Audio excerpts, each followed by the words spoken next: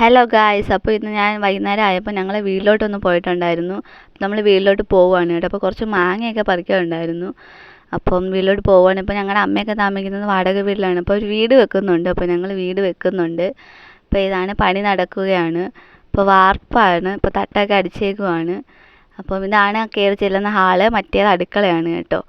പിന്നെ 2 ബെഡ്റൂമുണ്ട് കേട്ടോ. പിന്നെ അകത്തൊരു ബാത്റൂമും വരുന്നുണ്ട്. അപ്പോൾ ഇതാണ് ഒരു ബെഡ്റൂം എന്ന് പറയുന്നത്. പിന്നെ രണ്ടാമത്തെ ബെഡ്റൂം അതിൻ്റെ കൂടെ ചേർന്ന് തന്നെ ഇതാണ് കേട്ടോ ബാത്റൂം വരുന്നത്. പിന്നെ അടുത്ത വരുന്നതെന്ന് പറഞ്ഞാൽ അടുത്തൊരു ബെഡ്റൂമാണ് കേട്ടോ. ആ ബെഡ്റൂമാണ് എനിക്ക് കുറച്ചും കൂടി എനിക്ക് ഇഷ്ടപ്പെട്ടത്. കാരണം അവിടെ നിന്ന് കാണുമ്പോൾ നമുക്ക് എല്ലാം കാണാൻ പറ്റും. റോഡിൽ പോകുന്ന ആൾക്കാരെ ആയാലും അടിപൊളി ഒരു റൂമാണ് കേട്ടോ.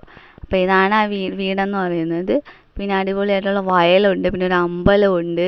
എനിക്ക് ഭയങ്കര ഇഷ്ടപ്പെട്ട സ്ഥലമാണ് കേട്ടോ. അപ്പോൾ ഞങ്ങളെന്ന് പറയുന്നത്. അപ്പോൾ ഇതാണ് കേട്ടോ വയൽ.